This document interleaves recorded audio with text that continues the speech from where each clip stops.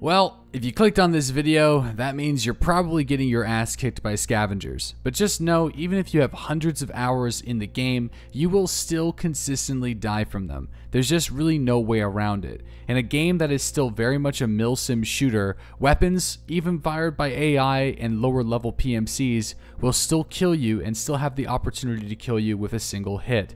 So it's not like a game that's like a bullet sponge, a video game. It's still weapons are weapons, bullets are bullets, and you can die whenever you take some heat. That being said, the more you play any video game, the better that you get at understanding how to survive and what you should do. In this video, I will give you guys 9 tips that I use on a daily basis to help attack and defend from scavengers in order to increase your success in the game. So let's get started. Number 1 is keeping your distance. I know this might sound obvious, but it's true. Keeping your distance from scavengers, roughly 100 meters or more, will give you an easy opportunity to attack them without firing back or even knowing that you're there. There have been some rare cases on woods and on customs with the sniper scavs that some of them have attacked me from further away, but it takes a long time for them to acquire target, and by that time you've probably already killed them. If you're being attacked or overwhelmed by the scavengers, just run away. I know that sounds really easy and plain and common sense, but it's true. Running further than 100 meters away will help you survive scav attacks and will give you some time to think. Number 2, never fight hidden scavs. It took me a long time to accept the fact that I can't acquire target on a scavenger that is already shooting at me from inside of a bush or from a hidden area. There are a few cases where this can happen nearly every single raid in the closed beta for Escape from Tarkov, especially on customs. When you're attacking the bus station on customs, the scavengers love to sit in the thick brush on the left side of the station. Sometimes they position themselves completely behind the pipes, only exposing their head, and they're still able to shoot you.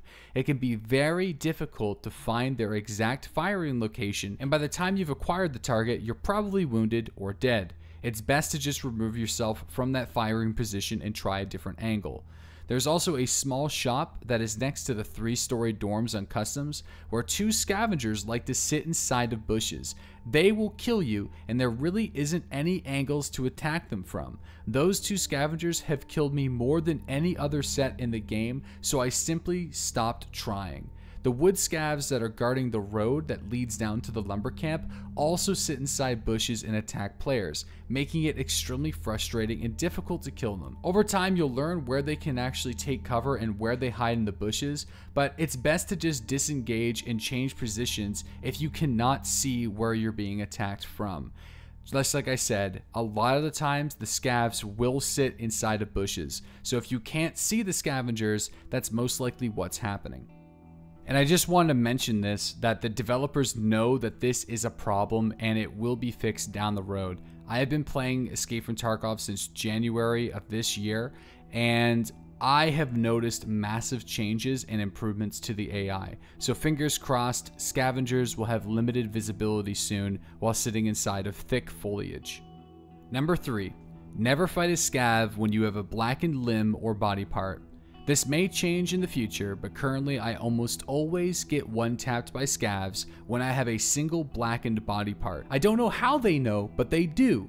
It's smart to just avoid all scavengers as much as possible and leave the raid. A single point of damage will kill your character instantly. That could be barbed wire, that could be a small shot hitting your leg if it's blackened, or even a small leap off of a high terrain can kill you, and it's just not worth it. Leave the raid and try again. Number 4, avoid peeking scavengers. When a scav is really close to you and is pre-firing your location, it's natural to take some cover, and it's what you should do. But if the scavenger is fixated and locked on your position, they seem to line up on your head, and whenever you're sitting behind cover, I can't tell you how many times I have peeked out and immediately get one-tapped in a millisecond. Although with some of the most recent hotfixes this doesn't happen as much, it still is a problem. Number 5, never underestimate the scavengers. I think we've all been there.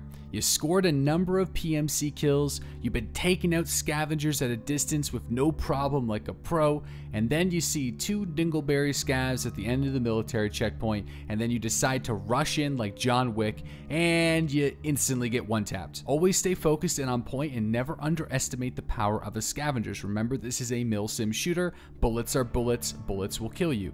Always take each encounter seriously if you want to live. Now listen, I goof around and rush all the time because I got equipment to just get rid of, knowingly. But if I have a situation where I really need to survive a raid, I know not to fuck around.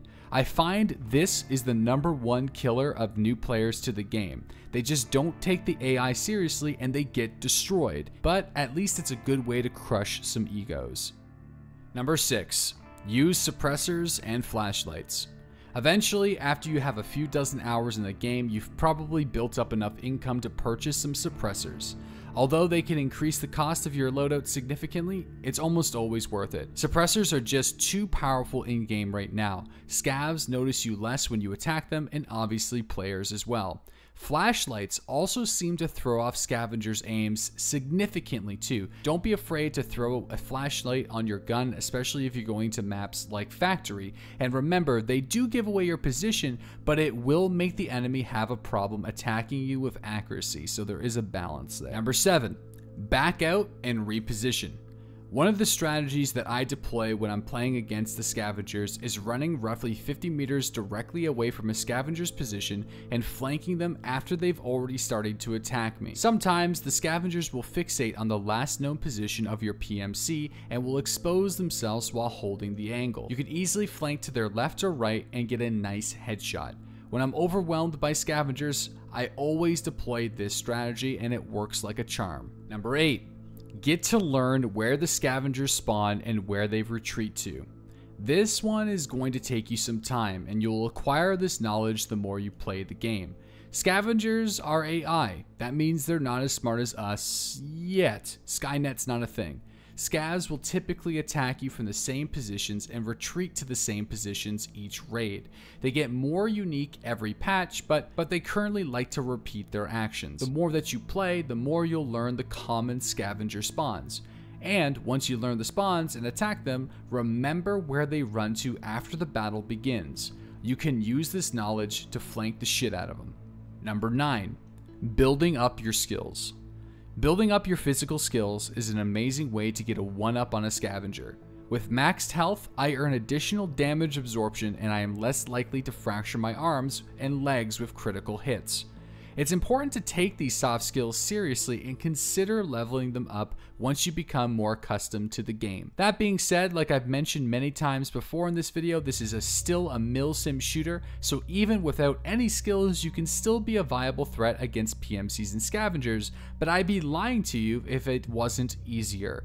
I currently have maxed health, strength, endurance, and metabolism, and all of these help me become more effective in the world and increase my overall survival.